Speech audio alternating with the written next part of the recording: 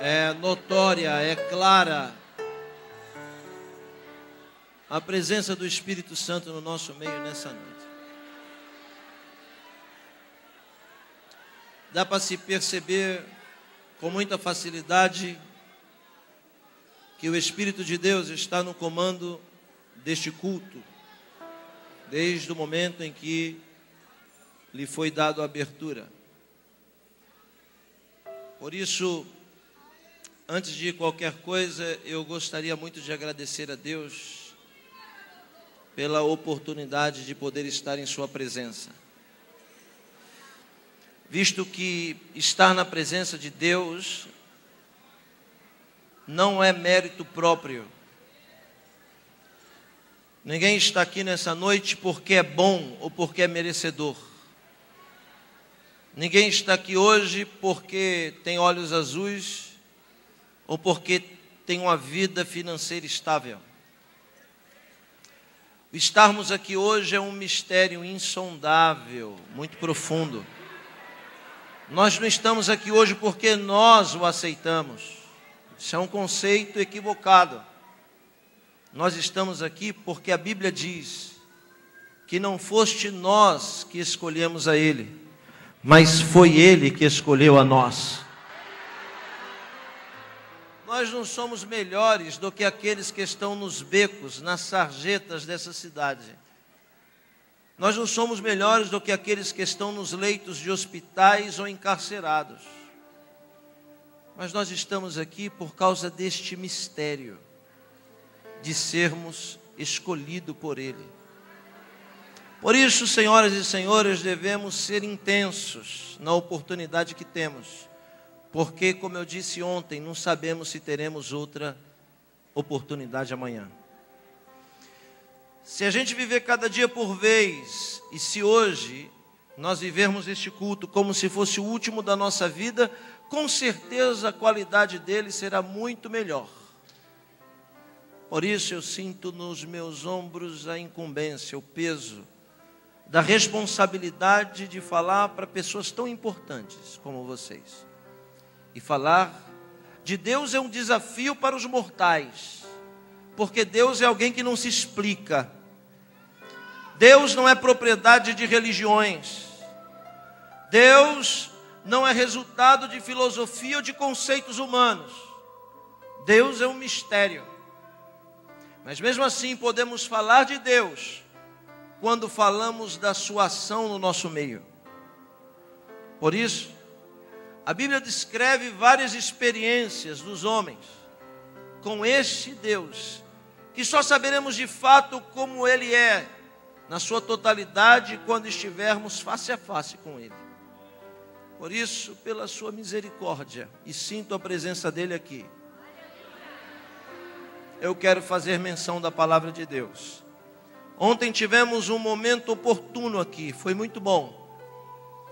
E eu queria perguntar, quem não estava aqui ontem, por gentileza levante a sua mão. Muita gente, não é? Eu, quando saí deste altar ontem, saí determinado no meu coração de falar sobre a segunda esquina. Mas quando cheguei aqui, eu estava conversando agora há pouco com o nosso presidente, com o pastor Zé Pedro, eu estava falando com ele, dizendo como a presença de Deus aqui é tão forte. Porque o homem faz planos, mas a palavra certa ela vem da boca de Deus. É uma fermentação na alma humana, na centelha divina que sentimos aqui. Por isso, senhoras e senhores, o Espírito de Deus induziu a minha alma a falar outra mensagem em vez da outra esquina. Mesmo assim, não vai ser diferente do que Deus fez ontem aqui. Amém? Vamos abrir a Bíblia no livro do Salmo. Cumprimentando a todos os amigos pastores presentes. Deus abençoe a vida de cada um de vocês. Do nosso deputado, doutor Harold, Deus abençoe. Do pastor Antônio Chagas, que está ali no cantinho escondido. Do meu amigo, pastor André e sua esposa. Deus abençoe vocês, em nome de Jesus. Glória a Deus. O livro do Salmo, que não tem capítulo, mas é número, 51.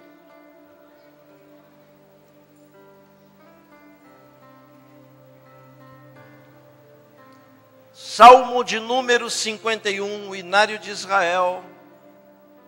O livro de Salmo, que é um composto de 150 cânticos, dividido em 5 livros originalmente.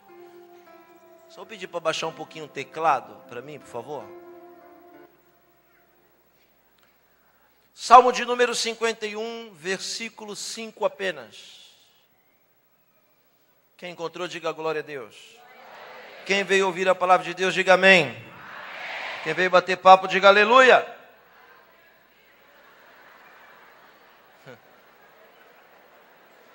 Como tem gente sincera aqui hoje, hein, irmãos? Sinceridade é coisa boa, Deus gosta. Deus só não gosta de falta de atenção. Salmo 51, verso 5 diz: em pecado fui gerado, vírgula, e em pecado concebeu-me minha mãe. Só isso, olhos fechados. Bendito és tu, eterno nosso Deus, Rei de todo o universo, sua palavra dura para sempre. Bendito seja o seu nome, o seu reino jamais terá fim. Fale conosco nessa noite de forma clara, concisa e poderosa. Fala não o que nós queremos ouvir, mas fala o que nós precisamos ouvir. Que ninguém saia daqui da mesma maneira que entrou, que saímos daqui diferentes, melhores. Por isso exorta, ensina e edifica. Cremos que a tua palavra é a verdade, por isso nos prostramos, nos abrimos, nos desarmamos e reverenciamos a tua voz aqui nessa noite, por isso fala conosco. É o que nós te pedimos em nome de Jesus. Amém. O autor do escrito que acabamos de mencionar é sem dúvida um dos maiores heróis da história bíblica. Davi foi um grande conquistador, um grande monarca. Davi foi um grande rei, um grande político. Davi foi um grande adorador. Porém, a fama de salmista transcende todas suas outras qualidades. Davi é conhecido e reconhecido em todas as partes do mundo como salmista. Isso é que ficou marcado na sua pessoa. Como muita gente, de forma equivocada, acha que Davi é autor de todos os salmos. Isso não é verdade, porque os salmos têm vários autores diferentes, desde grandes ícones como Davi, Moisés, como Salomão, como Asaf, e até anônimos, desconhecidos e pessoas comuns. De tantos salmos que Davi escreve, eu gostaria nessa noite de destacar 2. O mais famoso de todos, que foi mencionado na abertura do culto. Por isso me apeguei no texto que vou pregar.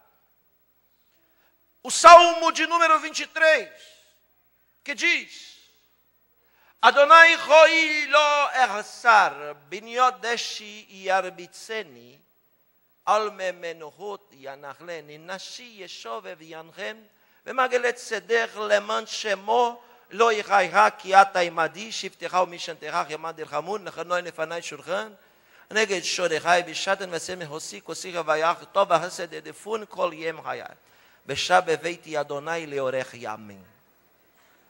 Salmo 23 que diz: o Senhor é meu pastor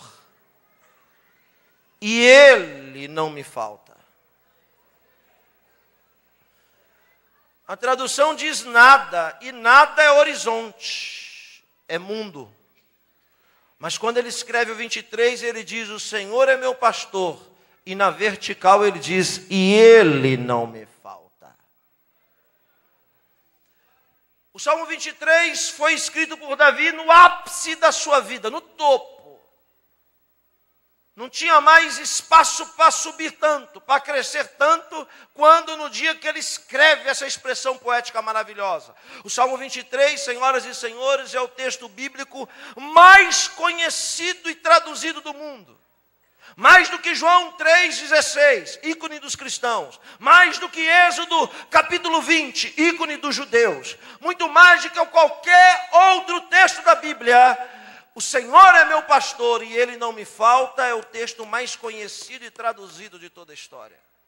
Mais conhecido do que o nome de Jesus. Se você pega um táxi aí na cidade, você vai ver que no retrovisor vai ter um monte de fitinha. Você vai ver que no painel vai ter um monte de santinho. O motorista vai estar com a chupeta do diabo desse tamanho na boca. Mas lá no painel vai ter um adesivo escrito: o Senhor é meu pastor e nada me faltará. Transcende a religião. Transcende as culturas. Davi escreveu o 23 no ápice da sua glória. Por isso, esse é o texto mais conhecido de sua autoria. Por outro lado, o texto que acabamos de ler é o segundo salmo mais citado do grande rei. O texto que acabamos de mencionar é o segundo salmo mais conhecido da história de Davi. E em contrapartida ao 23, quando o salmo escreve o 51, ele está no mais profundo abismo da sua história. O 23 ele escreve no topo, mas o 51 ele escreve na lona. Quando Davi escreve o 51, senhoras e senhores, ele é um homem condenado à morte.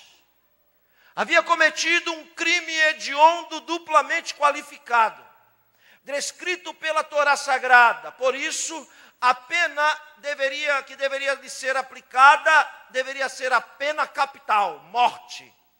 E é bem claro, por apedrejamento.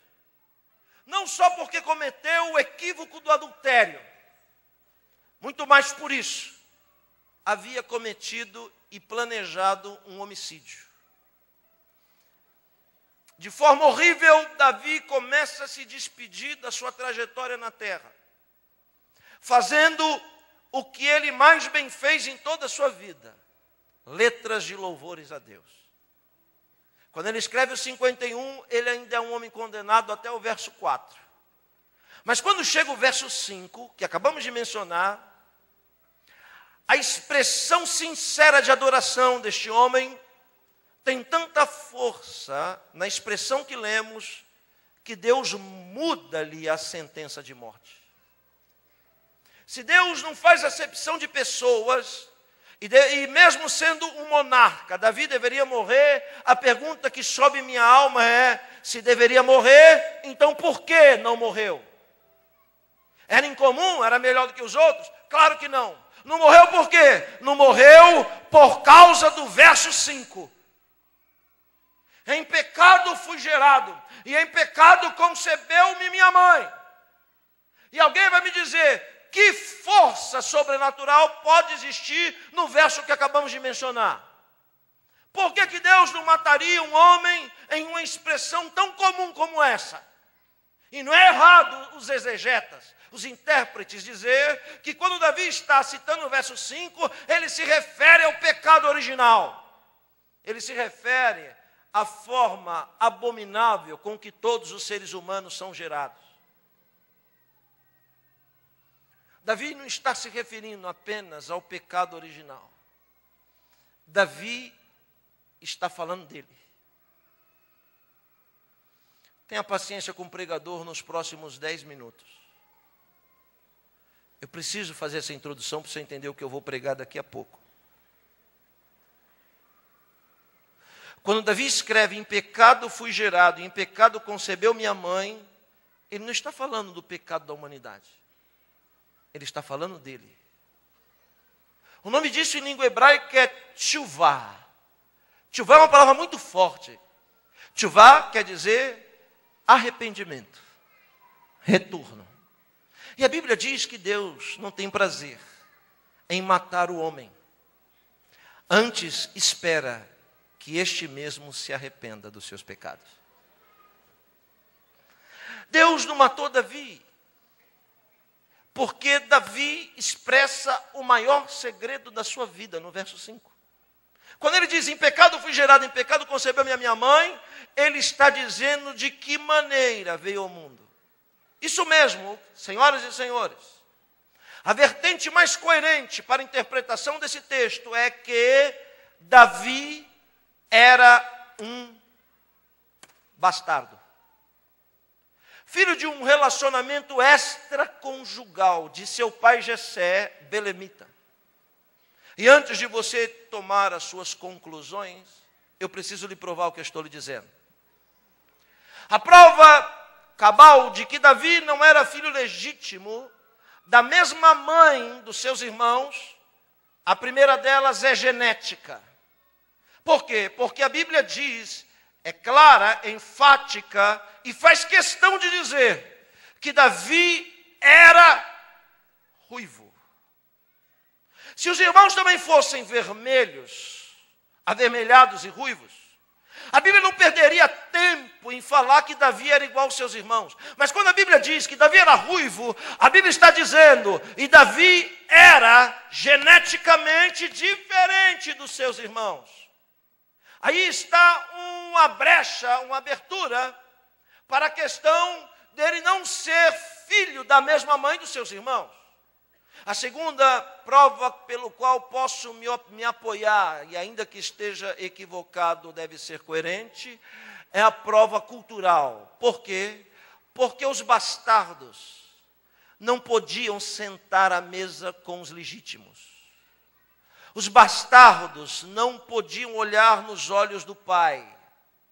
Terceiro, os bastardos não poderiam participar de nenhuma celebração familiar, para ele não se achar membro da família.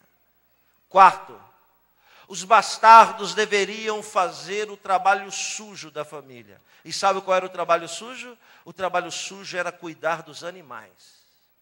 O trabalho nobre da família era ser um soldado de guerra, mas o trabalho dos bastardos era cuidar dos bichos. Quem diz isso não sou eu, quem diz isso é Jesus. Quando conta a parábola do filho pródigo, quando o filho pródigo volta para casa, mesmo sendo legítimo, ele diz para o pai, não sou digno de ser chamado de teu filho, portanto, aceita-me como um dos seus escravos, me permita cuidar dos animais. Quem cuida dos animais são os bastardos. Terceiro, agora quarto e agora quinto. Os bastardos têm um papel fundamental de juntar o lixo e o monturo da casa. Então, quando Davi escreve no Salmo, Deus me tirou do monturo, aleluia, e me fez assentar entre os príncipes, ele não está apenas poetizando, muito mais do que isso, ele está falando da sua própria experiência que teve com Deus, de que Deus é capaz de tirar alguém da sarjeta e colocar ele assentado entre os príncipes. Quantos acreditam nisso aqui nessa noite? Pode dar um glória. Cuidar dos animais era trabalho de bastardo. E não é à toa também que em uma das suas expressões ele disse, Deus me tirou de trás das malhadas. Como a maioria dos leitores da Bíblia apenas leem e não meditam, acha que é só bela poesia. Mas só bela poesia não tem poder de movimentar o coração de Deus. Mas aquilo que você vive com intensidade tem poder de movimentar o coração de Deus. Davi era um menino que não poderia ter a sandália da dinastia da sua família. Veja, é certo de que a mãe de Davi não deveria ser uma judia. Deveria ser alguém da linhagem dos moabitas. Porque nas suas genealogias não aparece o nome da mãe. E judaicamente falando, só é judeu quem é filho de mãe judia. Jesus tem duas genealogias, uma vem por José, outra vem por Maria, para provar de que ele não é só o Messias encarnado, mas que também ele era o Filho de Deus, e não de José. Aleluia. Na de Davi, você vai encontrar na sua genealogia duas pessoas profundamente vinculadas aos moabitas. Profundamente vinculadas aos moabitas. Um é o nome de um homem e o outro é o nome de uma mulher. A mulher chama-se Ruth e o marido de Ruth é Boaz. Quando Jessé é condenado pelo seu pecado, ele deve ser açoitado, porque o crime de adultério que ele comete desqualifica. Em outra oportunidade eu vou dizer por que não morreu. Mas diz a lei, no livro do Deuteronômio, que se o filho do pecado for um menino, ficará o opróbrio para sempre com o pai, se for uma menina, com a mãe. Ainda sendo açoitado no tronco do pelouro, com 39 chibatadas no máximo, certamente Jessé orou a Deus, dizendo: Deus, permita que este filho do erro não seja um homem, mas seja uma menina. Mas aí a Bíblia diz que o que nasce não é uma menina, mas é um menino.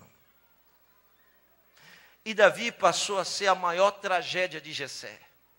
Aleluia. Mas o Deus que está aqui nessa noite, que está sondando os nossos corações, é especialista em transformar tragédias em grandes bênçãos e vitórias. Se não fosse Davi a maior tragédia de Jessé, nunca ninguém aqui ia saber quem era Jessé. Nunca ninguém ia imaginar quem era Jessé e o nome dele nunca seria eternizado pelo livro sagrado. Mas foi por causa da sua tragédia que Deus reverteu em grande bênção. Uma mão levantada só para receber e ajudar o pregador. Deus vai reverter tragédias da sua vida. Aleluia. Em motivos de glorificação e de triunfo do nome do Senhor na sua história. É só aqueles que acreditam é que podem abrir a boca e dar um glória a Deus. Já que os bastardos não podiam ter as sandálias, deveriam morar no fundo da casa, também não poderiam participar dos banquetes que a família comia. Como é que um bastardo se alimentava? Todos os oficiais comiam. Quando saíam da cozinha, então o bastardo vinha e comia o que restava. As migalhas que restava da mesa era o alimento dele. E o que restava dele era o monturo que ele retirava e limpava a mesa onde todos se alimentavam. Davi, redobre sua atenção. Davi teve 2 grandes sonhos quando era menino. O primeiro sonho de Davi era um sonho de consumo. Eu posso fazer uma pergunta para você? Hã? Tem alguém aí? Posso fazer uma pergunta para você? Quantos aqui tem sonhos de consumo? Levante a mão. Tem gente que não tem, hein? Vai saber, né, irmãos? Quem aqui tem sonhos de consumo? Levante a mão. Se formos sinceros, todos nós levantaremos as mãos. E as duas. Qual era o sonho de consumo de Davi? Menino, redobre sua atenção. O sonho de consumo de Davi era comer queijo. Tão comum e fácil hoje, mas naqueles dias comer queijo era uma honra. Só os originais, os oficiais, os legítimos é que podiam comer. Então Davi ficava lá no fundo do quintal esperando os irmãos comerem. E quando os irmãos não davam conta de comer tanto queijo, sabe o que eles faziam? Esfarelavam o queijo e davam para os animais comer. Só para Davi não se sentir membro da família. Mas Deus usa o nosso sonho de consumo, aleluia, para nos colocar perto do sonho dele. Sabe qual que era a maior missão daquele menino que nem imaginaria do plano de Deus na vida dele? É semelhante a você. A maior alegria daquele menino, pastor, era quando o pai dele ia até a porta dos fundos, virava de costa para ele e gritava: Davi! E o menino franzino, ruivo, mal vestido, sujo de pele de animal, vinha até a porta, doutor Harold, e de cabeça baixa dizia para o pai: sim, sim, sim, senhor. O pai gritava: pega esse cesto de queijo e vai levar para os teus irmãos lá no campo de batalha. Menino franzino dizia: sim, senhor. Se abaixava, pegava aquele cesto pesado de queijo, e é claro que eu estou conjecturando. Ele coloca aquele cesto pesado de queijo nos ombros e vai. Deserto, território árido, semiárido, pedra, pedregal, terra seca, calor. Ele carregava o seu maior sonho de consumo sobre os seus ombros. E aquela trajetória de quase 2 milhas, eu estive lá e vi. Era a viagem mais longa que o menino fazia. As maiores guerras e batalhas se davam naquela trajetória, naquele deserto. Redobre sua atenção. Não tinha ninguém com a bandeirinha no caminho dizendo: vai Davi, que Deus vai te ajudar. Não tinha ninguém com a trombeta.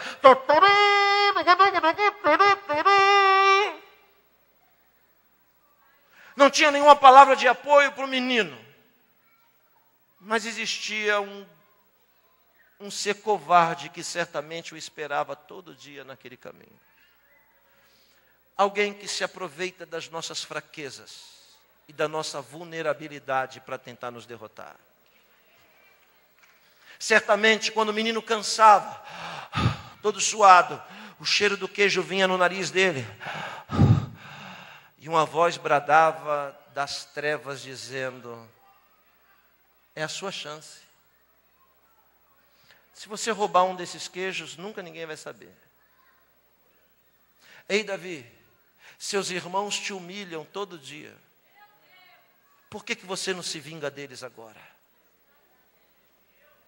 Mas eu preciso dizer algo para alguém aqui nessa noite. Quem se vinga é fraco. Forte é aquele que tem oportunidade de se vingar, mas não se vinga. Onde estão os fortes aqui nessa noite? E pode abrir a boca e dar um grito de glória.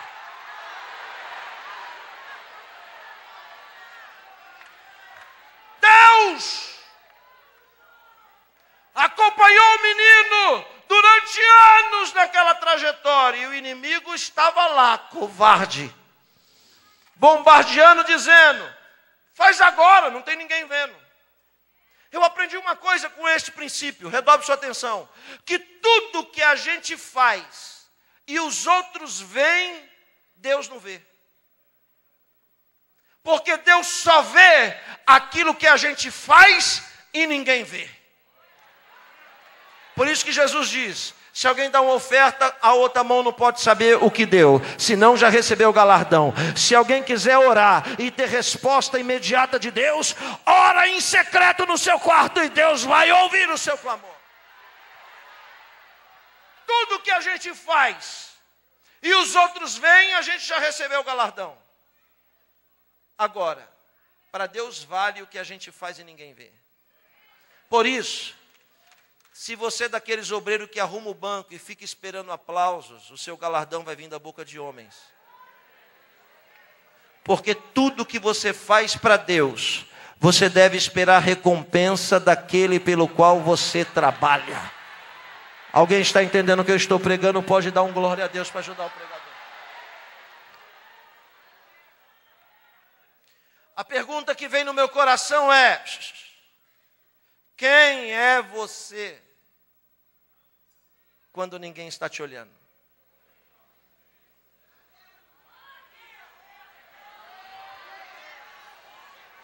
Você é a mesma mulher que levanta a mão, pula e grita aqui? Você é o mesmo varão impetuoso quando está sozinho?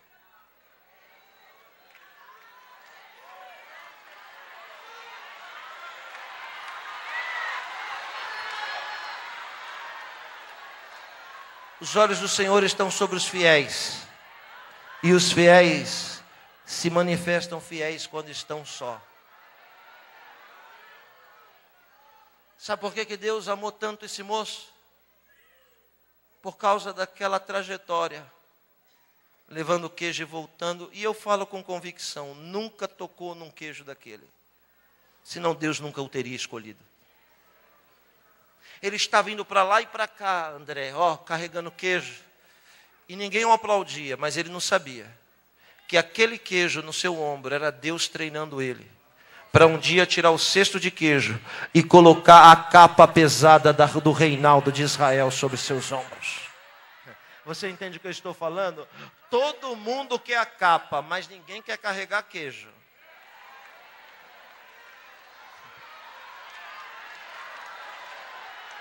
Todo mundo quer a honra, todo mundo quer a glória, mas carregar queijo ninguém quer.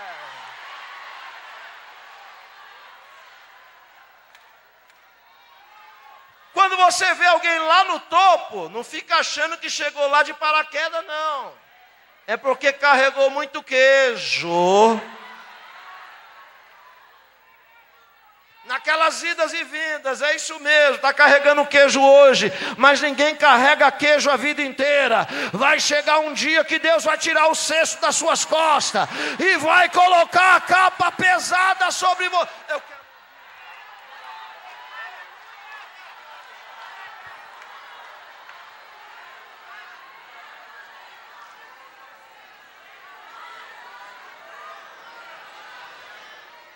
Lembra? Lembra quantos desertos você já atravessou para chegar aqui onde você está? Você lembra quanto queijo você já carregou para os outros para estar onde você está?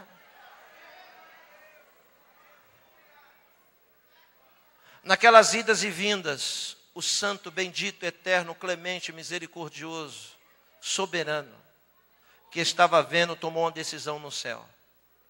Encontrei o que eu precisava. O que Deus faz? Passa um rádio para Samuel. Samuel na escuta.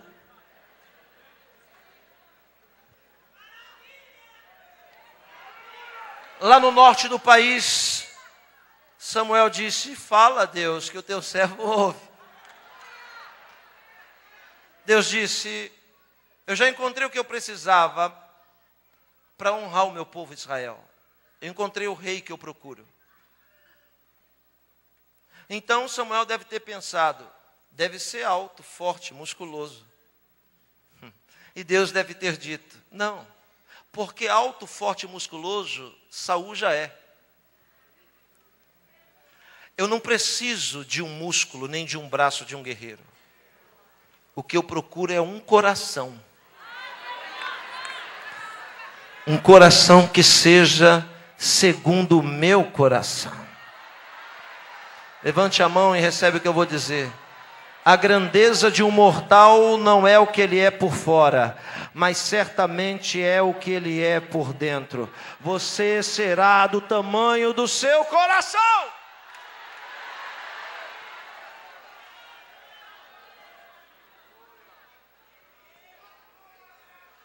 Então, Samuel, o coração que eu procuro, eu encontrei. Samuel deve ter dito: que bom, porque Samuel está no extremo norte do país e Davi está no sul.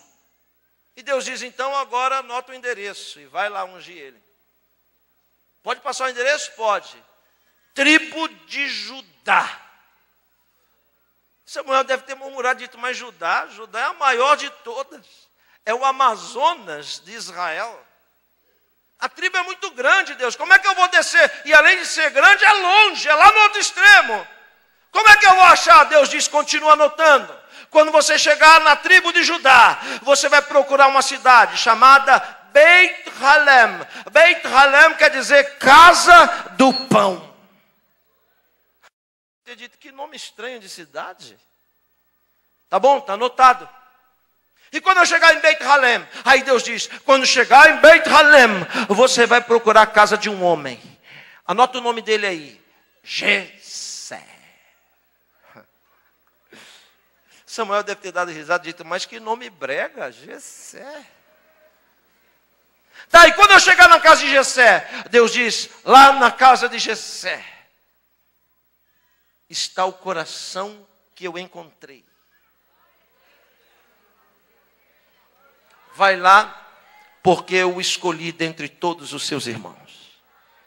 Estou explicando o 5º versículo do Salmo de número 51. Quando Samuel deu o primeiro passo para ir, Deus brada do céu e diz, profeta, mensageiro, vai de mão vazia? Você se esqueceu que eu, o Senhor, nunca tiro um mensageiro de um lado para levar para o outro, para ele chegar lá de mãos vazias? Eu não sei se você entendeu o que eu disse. Eu vou lhe explicar. Toda vez que Deus tira um mensageiro de um lugar e traz para cá, pode acreditar que para cá ele não veio tirar férias e não veio passear. Todo mensageiro que Deus envia sempre vai trazer algo da parte de Deus para colocar sobre a sua vida. Aí ele diz, então é para me levar o quê? Deus diz, 2 coisas. Pega o chofar. No caso não é o chofaró, o chofarim, o chifre pequeno. E coloca dentro do chifre azeite. É profético isso. Por quê? Porque o chifre quer dizer força. E o azeite quer dizer unção. O que é unção? Unção não é dom. Por quê? Porque dom Deus dá para quem também não é salvo. Dom Deus dá para qualquer um. É a Bíblia que diz que muitos vão chegar e dizer, em teu nome expulsamos demônio. Dom. Em teu nome curamos enfermo. Dom. Em teu nome falamos em outra língua. Dom. Mas Jesus vai dizer, mas mesmo cheio de dom, não vos conheço.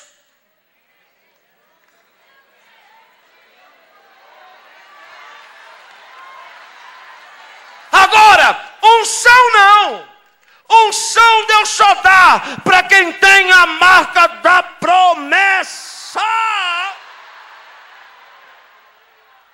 O que é unção? Unção é um poder extraordinário que não está à venda em nenhuma prateleira de supermercado, que você não encontra em nenhuma banca de jornal. Ninguém estuda unção em Harvard, em Oxford, na UFRJ, na USP. Unção não existe no mundo de baixo. Unção só existe no mundo de cima. E Deus só dá para quem Ele quer, quando quer, da maneira que quer e na hora que Ele quer.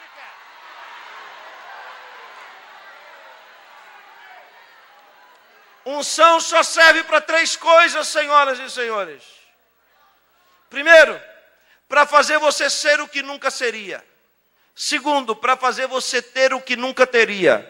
E terceiro, para fazer você chegar onde nunca você chegaria. Está onde está por quê? Por causa da unção. Olha o que Deus diz. Coloca capacidade no chifre. E o chifre é força. Então olhe para mim. Redobre sua atenção. Mesmo sem internet, microfone, televisão e rádio, Deus precisava soprar o nome de Davi no mundo conhecido inteiro. E como é que Deus ia fazer isso? Colocando Golias no caminho dele. Só você entendeu, André? Existe uma explicação quando um Golias aparece na nossa vida. Todo Golias que aparece na nossa vida não deve ser visto como um gigante, mas deve ser visto como uma oportunidade de Deus glorificar o nome dele na nossa vida. Alguém está entendendo? Hoje é a noite que Deus vai levantar, aleluia, matadores de gigantes nessa casa. Matadores de gigantes.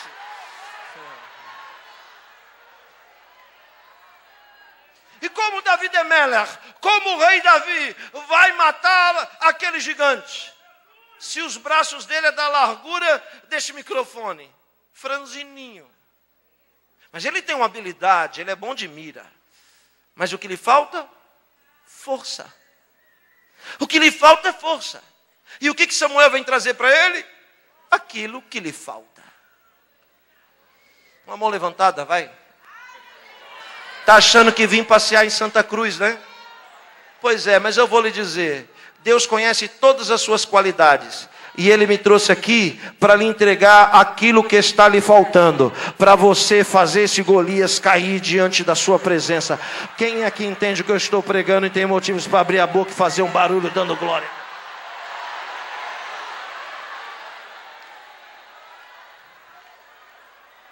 Olhe para quem está perto de você e diga o que estava te faltando. Diga mais forte, o que estava lhe faltando? Acabou de chegar para você.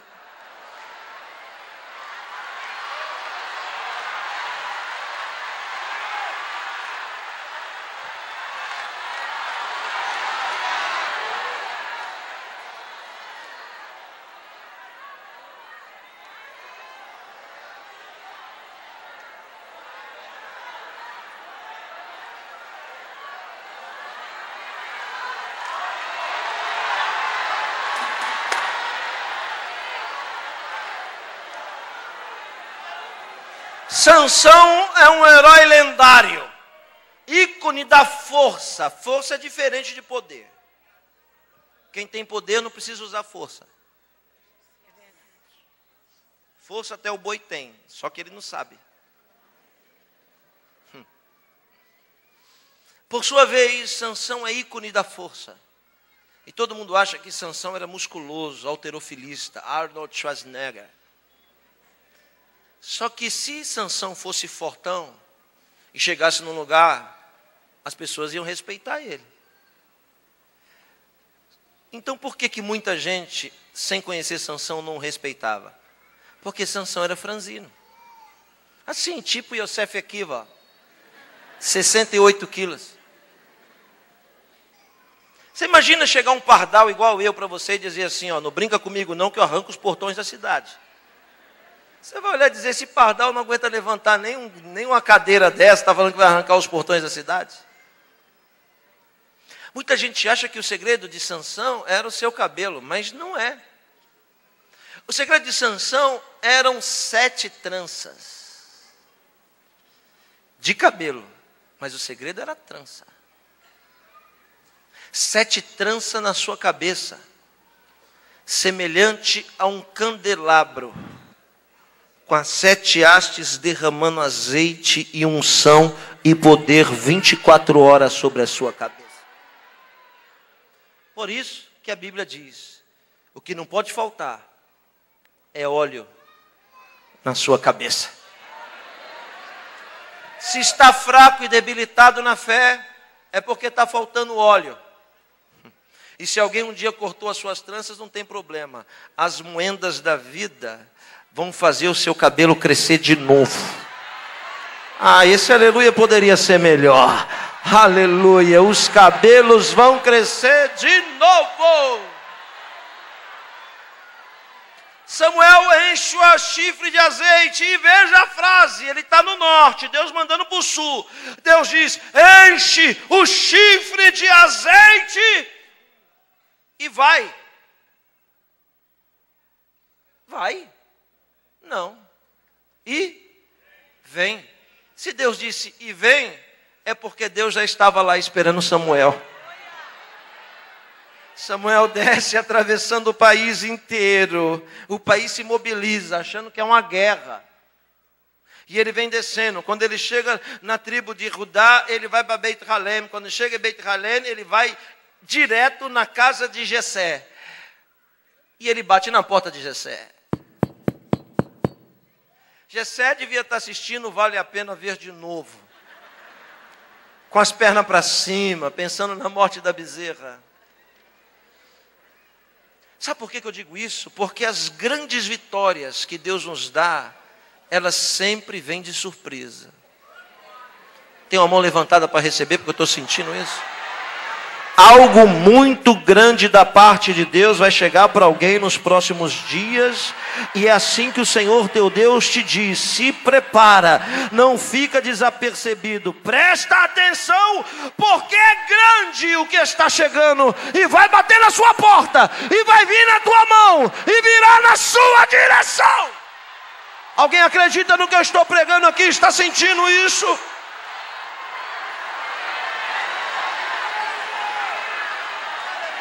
Eu estou dizendo que não é você que vai buscar. Eu estou dizendo que vai vir na sua mão. Alguém está esperando algo grande da parte de Deus?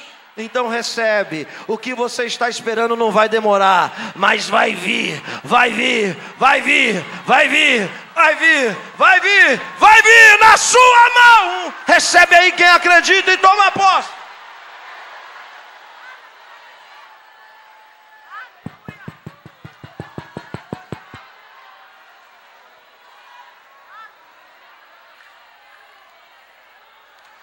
Os escravos, os serviçais de dentro, se levantam para abrir a porta para ver quem é. Quando abre a porta, os 3 poderes estão lá, em uma pessoa: o executivo, o legislativo e o judiciário. Porque estamos falando de alguém que tem características messiânicas. É profeta, é juiz e é sacerdote. Os 3 poderes do país batem na porta de Jessé. Imagina a cara dos meninos. Voltaram correndo e disseram: Jessé, levanta da rede, vai pôr uma camisa, desliga essa televisão.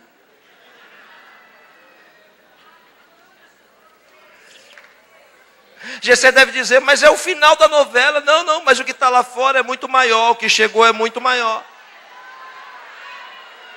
Está alguém entendendo o que eu estou falando ou não? E parece que eu estou brincando, né? O que está chegando é muito maior do que aquilo que te distrai. O que te distrai é muito pequeno diante daquilo que está chegando para a sua vida. Quem é? É Samuel. Manda entrar. Samuel entra com a chifre cheio de azeite, transbordando. E então como é que se recebe um estadista de tamanha graduação? É simples. É feito um corbã. É um sacrifício de um cordeiro e ele deve ser assado por inteiro. A lâmina que vai cortar a coxa do animal é uma lâmina de moel. Ela é usada apenas uma vez. Ela é kosher, ela não pode ser repetidamente usada porque o fato é único. A coxa do animal, o traseiro, é dado para a pessoa que vai ser honrada e sentar na cabeceira. Por que a coxa é sinal de honra? Porque a coxa é sinal de honra e de pacto e de aliança. Quando Abraão manda Eliezer buscar uma esposa para o seu filho, o juramento é feito na coxa, debaixo da coxa. Quando Saul é ungido rei de Israel, o que ele come? Ele é honrado e a primeira coisa que ele come é a coxa do animal. Porque a coxa é sinal de honra, é sinal de exaltação, aleluia, é sinal de aliança inquebrável. Veja Jesus hoje glorificado, nada escrito na testa, nada escrito na mão, nada escrito nas costas, mas na coxa está escrito Rei dos Reis e Senhor dos Senhores, porque é pacto e aliança inquebrável, é honra e é exaltação.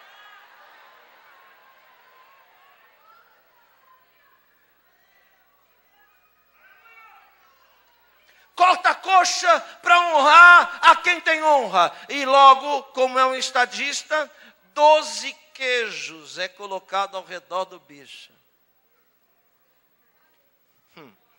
Já está entendendo a cena? Quando ele chega, ele diz: eu preciso que você me mostre os seus filhos. Eu vim com a missão. Me mostre o que você tem de mais precioso. Grave essa frase no seu espírito. É a interpretação do texto, quando ele diz, me mostre os seus filhos. Nada para um pai e uma mãe é mais precioso que os filhos. Então, quando o Samuel chega, ele quer ver o que ele tem de mais precioso. Vai ser assim, quando você chegar diante daquele que tem olhos de fogo. Ele quer ver o que de mais precioso você fez. Se for de palha, de madeira, ou se for precioso, que suporta fogo. Só o que é precioso suporta fogo. Quem quer que eu pare, diga amém. Quem quer que eu continue, diga glória a Deus. Olhe para mim. Meus filhos, o assistente de dentro. Jessé escreve uma carta e eu estou pregando paralelamente a história. Ele escreve uma carta, preste atenção aqui, enrola a carta e manda para quem levar a carta para os irmãos? O serviçal que leva queijo. Alguém chega e diz, vai lá chamar os teus irmãos. Eu estou dizendo que Davi sonhava quando ia levar queijo. Ficava perto do sonho de Deus, sabe por quê? Porque quando ele entregava queijo para os irmãos tinham vergonha dele, batia o pé e dizia, vai embora rapaz, some daqui, mete o pé. E Davi devia se esconder atrás de uma moita e ficar olhando a guerra, o relinchar dos cavalos, o barulho das espadas em treinamento, os escudos sendo forjados, e ele deveria olhar a guerra e ficar sonhando, dizendo, ai quem me dera, eu só queria ser um guerreiro de Israel, um soldado raso de Israel. Davi deveria sonhar quando ia levar queijo, e deveria dizer, eu queria tanto ser um ajudante de guerreiro. Mas quando ele sonhava, o diabo devia aparecer e dizer, você nunca vai ser guerreiro. Porque você é bastardo. Você não pode lutar por um país que você não pertence. Você não é dessa pátria, Davi. Você nasceu em Moabe. Você não é, tua mãe não é judia. Não tem direito de você ser. Aleluia. E eu vou lhe dizer, é verdade, Davi nunca foi um soldado de Israel, mas foi general.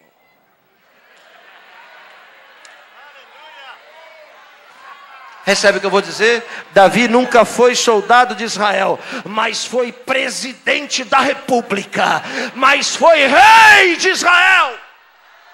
Uma mão levantada e recebe o que eu vou lhe dizer. Tudo o que te impediram de ser é porque era muito pouco, porque de coisa grande ninguém tem o poder de impedir. Deus te chamou para ser grande.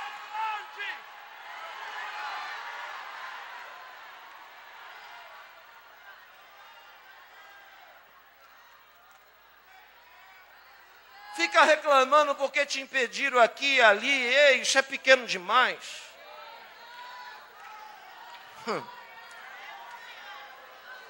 Davi já tinha ido levar queijo, pastor Zé Pedro. Então ele pega aquele papel, aquele lembrete e sai e parte. No mesmo deserto, descalço.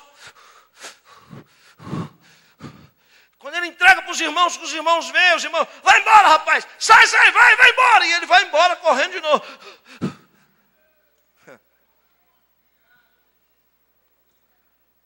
Os irmãos veem e dizem, Samuel, em casa a gente precisa ir embora.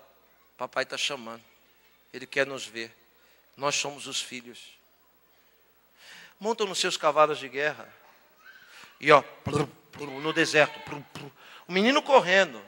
E é cultural. Quando alguém se encontra com um bastardo, tem o dever de amaldiçoar. O menino vai correndo pelo deserto e os irmãos todos passam. São 7, Davi é 8. E outra diz que ele é sétimo de 7, mas em outra diz que é 8. E é certo que seja o 8º, porque era contado à parte. Então o primeiro passa e o amaldiçoa, xinga, cospe na cabeça, bota o cavalo na frente e joga poeira na cara. Vem o segundo, mesmo ritual, cospe, bota o cavalo na frente, poeira na cara. O 7. Agora, quando Davi chega em casa, todos os 7 tinham chegado primeiro. Só que a Bíblia diz que os primeiros serão os últimos. e os últimos serão os primeiros.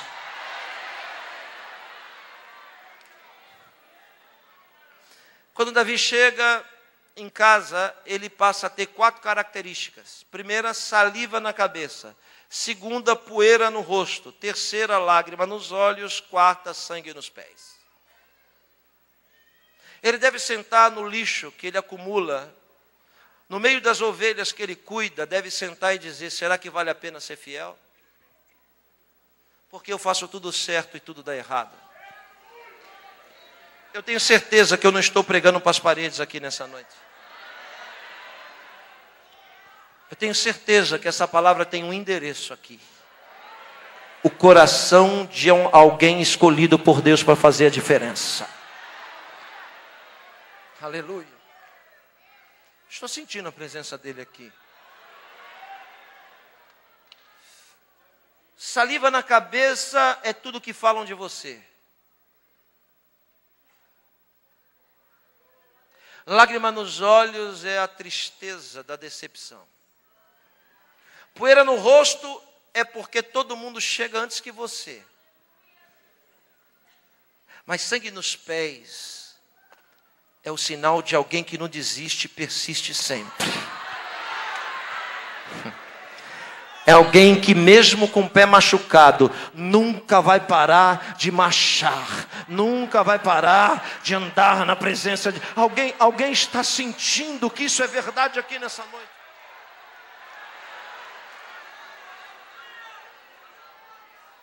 Dentro de casa, no meio às honrarias, o primeiro vem, é forte. Samuel olha e diz: certamente é esse. Mas o dono da unção brada e diz: eu já não lhe disse que o que eu estou procurando está dentro e não está fora? Eu já não lhe disse que não é de braço que eu preciso, não é de tórax que eu preciso, não é de músculo que eu preciso. Eu preciso de um coração, Samuel. Não é esse. Não é esse. E vem o segundo, e não é esse. E vem um terceiro, e não é esse. E vem um quarto, e não é esse. E o quinto também não é. E o sexto também não. E o sétimo não. Então Deus se equivocou. Se enganou. Mas o Espírito Santo diz: pergunta para ele aí, só pergunta, se porventura ele tem mais algum filho.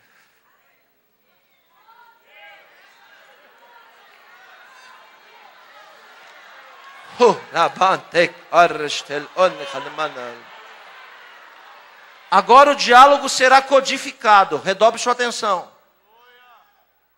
Samuel se aproxima dele e diz: porventura você tem mais algum filho? E ele sabe que para profeta não se mente.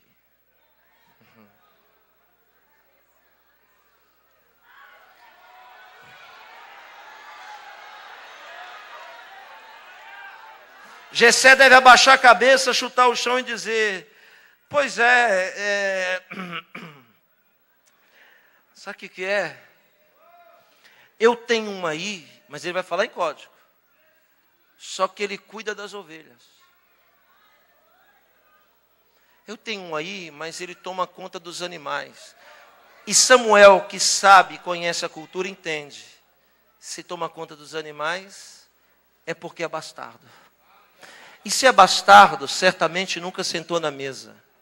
E se é bastardo, certamente nunca comeu queijo. Então o que Samuel disse? Ah, é? Então tá bom. Manda chamá-lo. E ninguém vai se assentar à mesa antes que ele chegue.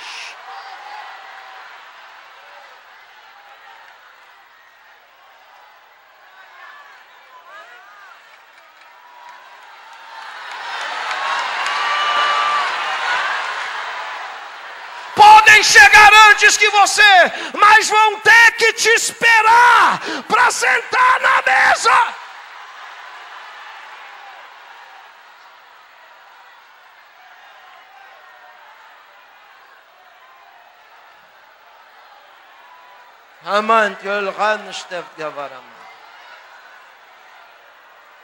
O menino está choramingando lá no fundo, todo machucado. Saliva misturada com terra, lágrima e sangue. Quem é que vai chamar ele para o triunfo? quem durante a vida inteira o chamou para humilhação?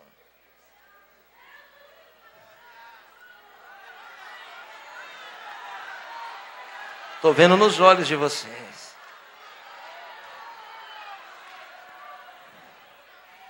Jessé parte e grita: Davi!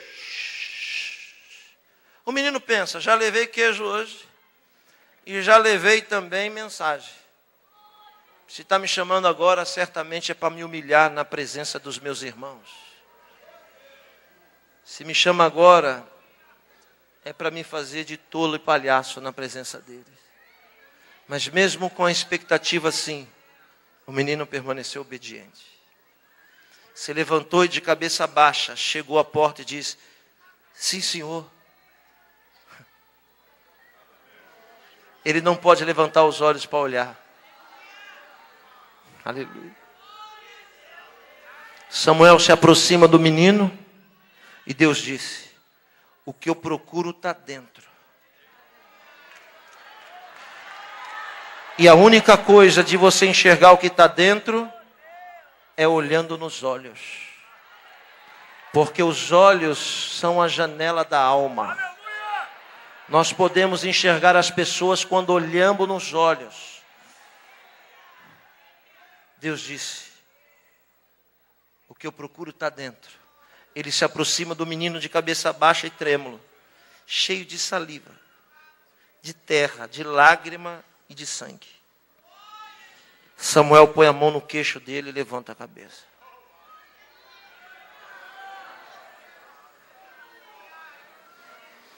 Quando o menino abre os olhos, o brilho daqueles olhos, era o brilho daqueles olhos, que mesmo em meio à saliva, a poeira e as lágrimas, permaneceu brilhando, como que alguém tivesse esperança. Eu quero lhe dizer duas coisas. A primeira: é imprescindível que as salivas não façam parte da sua vida, elas devem fazer. É imprescindível que a poeira não marque a sua pele, elas têm que marcar. É comum que as lágrimas estejam nos seus olhos e que muitas vezes o sangue nos seus pés. Mas uma coisa não pode faltar: o brilho dos seus olhos. Não deixe o brilho dos seus olhos apagar. Porque ele é o contato entre você e o divino que vive dentro de você. Quando ele levanta a cabeça do menino, o dono da unção diz: está vendo? Pode ungir ele.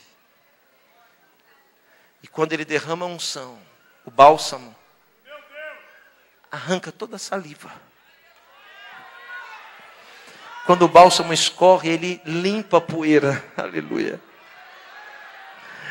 Quando o bálsamo escorre sobre nós, ele arranca as lágrimas. Aleluia. E sara as maiores e mais profundas feridas da nossa vida.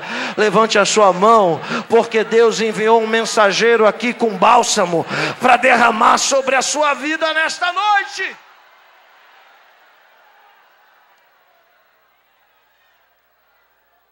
O menino que nunca tinha sentado na mesa, agora senta na cabeceira. O menino que nunca comia queijo, agora está comendo a coxa do carneiro e tem queijo à vontade. Davi passou a ser o mais venerado rei da história bíblica. É tanta promessa que Deus fez para ele que não deu tempo de cumprir tudo. Aí teve que cumprir um pouco delas em Salomão. Mas a vida de Davi não foi esse mar de rosa sempre. Se esqueceu dos 51, né? Davi se fortaleceu, se tornou grande. Ele tinha nascido para a guerra. Ele tinha sido forjado para ser um guerreiro. Era o sonho dele. Era a sua missão. Mas teve um dia, e eu vou explicar o 51 agora. Vou começar a mensagem agora. Estou brincando, calma, irmão, não precisa ir embora não. Vou terminar. Ele tem uma missão, uma incumbência, ser guerreiro, nasceu para isso. Só que um dia ele não quis ir para a guerra. Ele deve ter dito assim, eu vou tirar férias do ministério. Eu vou dar um tempo da igreja. Quer saber, eu vou lá na igreja, vou falar com o pastor presidente para ele me deixar um pouco de canto. Porque eu estou precisando descansar. Estou precisando curtir um pouco a minha vida. E quando alguém nega a missão pelo qual nasceu, ele passa a abrir portas que nunca deveriam ser abertas. O palácio de Davi tinha várias portas. E tinha uma que ele nunca deveria abrir, mas abriu porque negou a sua missão. Aquela porta o levava para um alpendre, empoeirado, porque ele nunca andava por ali.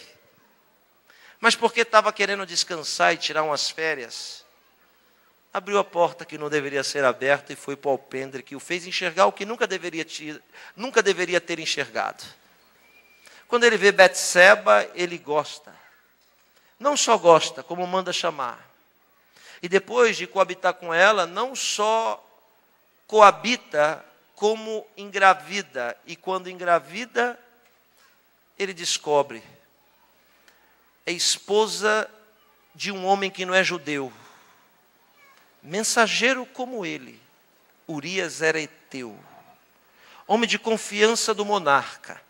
Era aquele que segurava os decretos escritos pela mão do imperador Davi, do rei Davi, do líder Davi, que levava para o campo de batalha, exatamente como ele, quando era fiel. Quando ele descobre que Urias é o dono da propriedade, ele manda vir para coabitar e comer o seu queijo. Mas Urias é fiel e diz, não posso fazer isso. Olhe para mim. Então ele toma uma decisão, chama Urias e escreve um decreto, uma sentença. A vida é assim, o que muda é a cor do cabelo, o que muda é o endereço, mas não existe nada novo debaixo do sol. A história se repete agora, e Urias corre com a sentença nas mãos. Quando entrega, você sabe a história, por isso ganha o tempo. Estou falando a uma igreja instruída. Ele é morto. Quando ele é morto, Davi diz, estou livre. Quando Davi diz, estou livre, Deus diz, não está. Porque quando Deus não tem um Samuel, Deus tem um Natã.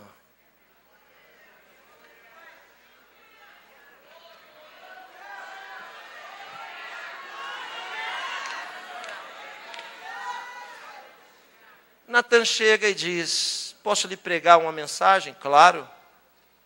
Um homem tem 100 e o outro tem 1. E o que tem 100 toma a única do outro. Davi diz, que cruel. Então ele pergunta, o que a gente vai fazer com ele? Vamos esquartejar. Vamos matar. Olhe para mim. A pior coisa que pode acontecer na vida de quem ouve a palavra de Deus é achar que a mensagem é para os outros e não é para ele. Porque quando é bênção, todo mundo tem fé para receber. Mas quando aperta, a gente diz, tomara que a irmã Mariquinha esteja ouvindo essa mensagem. E se a irmã Mariquinha não veio hoje, isso quer dizer que Deus não é fofoqueiro. E não vai falar de quem não está presente. Então a mensagem é para você. É com você que Deus está falando. Aleluia. Aleluia. Você precisa se enxergar na mensagem para entender o que Deus está falando. Então é o poder da revelação. Olha o poder da revelação. Ah, então a gente tem que esquartejar? Pois é, então eu vou lhe revelar. Este homem é você. A revelação é o poder de fazer-nos enxergar na mensagem. De arrancar as escamas naturais que existem nos nossos olhos. Quando Davi se enxerga, ele cai. Escreve o 51. Mas quando chega no 5, ele diz, eu me arrependo. Porque agora eu estou me lembrando de onde Deus me tirou. E só uma coisa, Deus não resiste. Arrependimento e coração contrito e quebrantado. Assentado mesmo, curve a sua cabeça. Eu vou ter que parar a mensagem por causa da hora. Não posso atrapalhar você de chegar em casa. Mas feche os seus olhos e curve a sua cabeça. E simplesmente peça para o Espírito Santo te lembrar. Essa é a voz de Deus ao seu coração. É assim que o Senhor te diz: lembra-te de onde eu te tirei.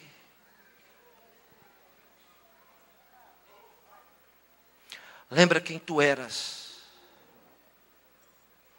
e veja quem tu és. Eu te escolhi dentre os teus irmãos.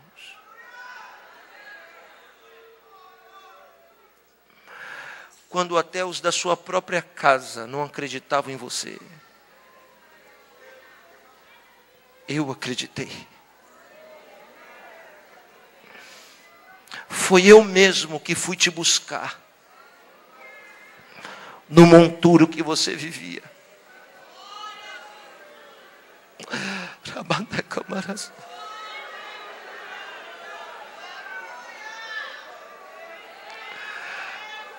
Foi eu mesmo que com um braço forte te conduzi até onde você está. Você não é o que é, tem o que tem, ou está onde está porque você é bom. Não. Foi porque um dia eu vi os seus olhos brilharem diferente. E tu nem sabe que dia foi esse, em que eu decidi no meu coração fazer você ser o que é. Por isso eu te amo. E uma coisa, apenas uma coisa, eu não aceito: ingratidão. Eu preciso encontrar um coração grato, que todo dia se lembre de onde eu te tirei. Há poucos dias atrás,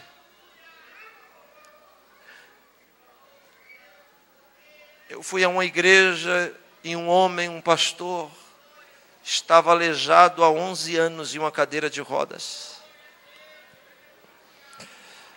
E Deus, com mão poderosa, fez aquele homem se levantar e andar de novo.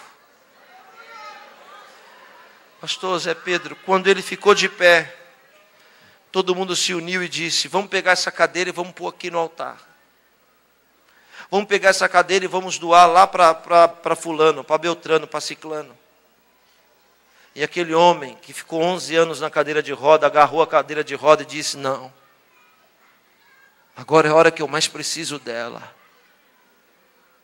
Alguém disse: você não precisa mais porque você já anda. Ele disse: não, agora eu preciso dela mais. Mas o que o senhor vai fazer com ela? Vou colocar na cabeceira da minha cama.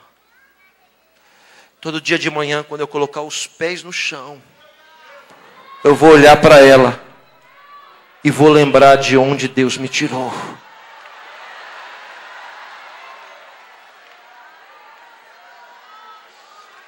Abra sua boca, por gentileza. Porque o Espírito Santo está fazendo você se lembrar de novo de todos os desertos que você atravessou, de todos os queijos que você carregou. O Espírito Santo está fazendo você se lembrar de novo de onde você estava e onde você está, quem você era e quem você é.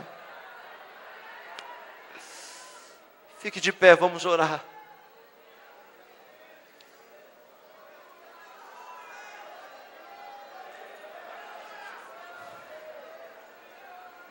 Hoje é a noite do retorno ao primeiro amor. Nada pode apagar o brilho dos seus olhos. Feche os seus olhos agora, eu vou lhe dar 1 minuto. 2, talvez 2, 3. Para você dizer algo que você acha que você precisa dizer para Deus.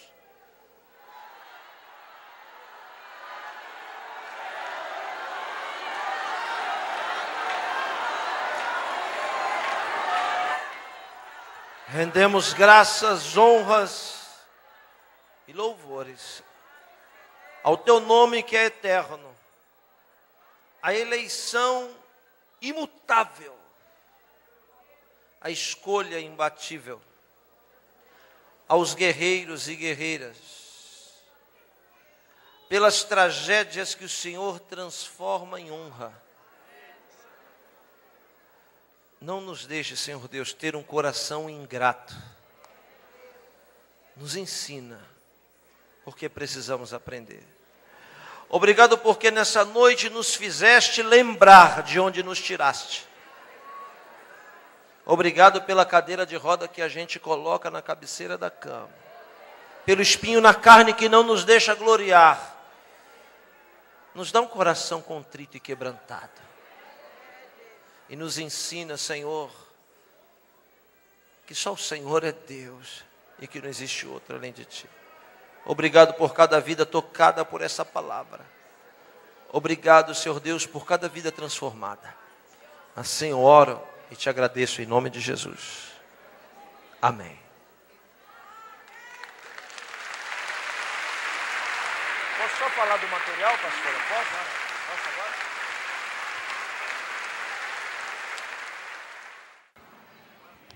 Curva a sua cabeça, feche os seus olhos, coloque a sua mão no coração. A graça do nosso Senhor e Salvador Jesus Cristo, o amor de Deus, nosso bondoso e eterno Pai, e a comunhão do Espírito Santo seja com todos fiéis, e não só hoje, mas para todos sempre.